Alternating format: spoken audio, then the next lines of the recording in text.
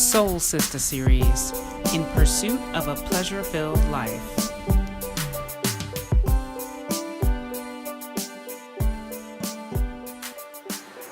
What I've realized, and maybe it's because I'm a woman of a certain age without any children, is that we have this super focus on children, and it feels like women, humans don't matter. And it probably for men too. So my example is this. Jay-Z's 444. He all of a sudden recognizes Beyonce as a human being now that he has children with her. And what will the children think about me? Hello? I mean, he said that many times in his lines.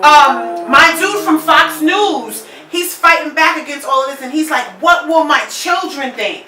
Right? And there's so much about children, the kids. And I'm like, F that, me, a grown-ass woman, me. I'm just looking, I just see it all the time. And it's probably because I'm a woman of a certain age. I ain't got no kid. But I feel like a woman's value isn't valued. Like, okay, all of these children are going to grow up to be the adults or the women that you are just putting on the bottom because all of a sudden the child is in the picture. Like, wow. I've been seeing it a lot. Me and Bae keep on arguing about it, but really good point.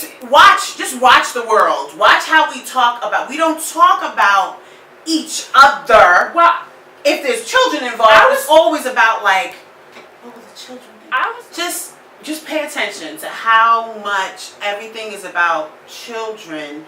And I'm like, where's the balance? I think that is the only way that I feel, or that's when my womanness feels marginalized. Mm-hmm. In the sense that it's like, we are youth obsessed. And I think that plays out in how we love young women and kids. Mm-hmm. And then the older you get as a woman, the less reverence you are. And I think valuable you are. I think in the black community, men will love their mothers and their girl child. And everyone else is your woman is she behind both of those. So this makes me think about that post that you had put up like maybe last month about how the writer on Very Smart Brothers was talking about how that's what me and Bacon arguing about in the back, and but you don't hear him,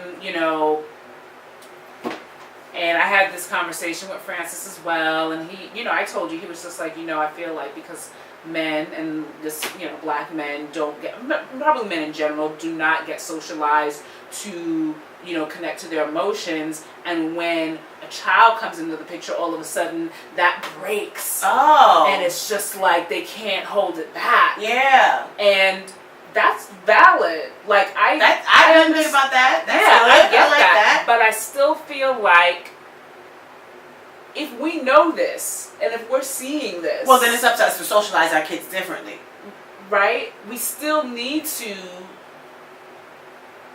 figure out a way for men to be able to connect before a child is in the situation. But that's why when I go to weddings or when I watch weddings, I always watch the man.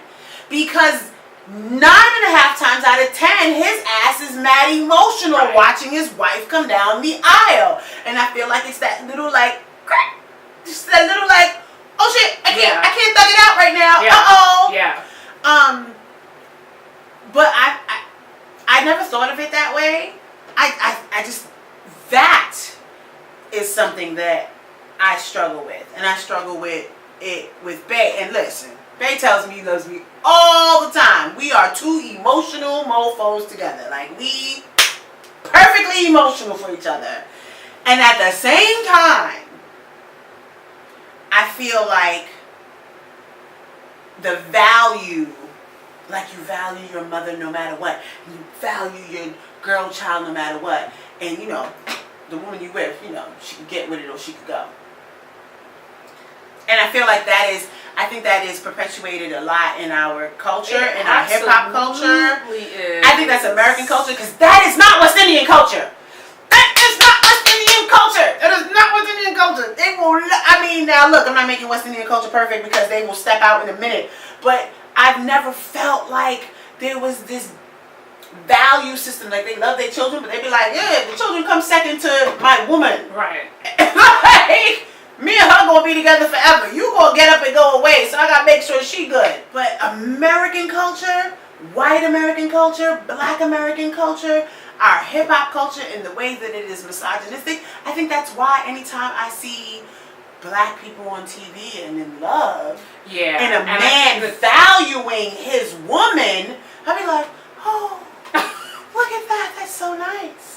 And that's the so point that I was trying to push when I had brought it up with Francis. So I was just like, lovely. I hear you on the emotional like disconnection up until the point where a child comes in, but do you see how the primary relationship between the man and woman, how in America the divorce rates are so high? It's Because getting how better. the hell Yeah. can you have this just undying, which I love to see black men talking about how they will just go hard for their child, their daughter, that is their everything.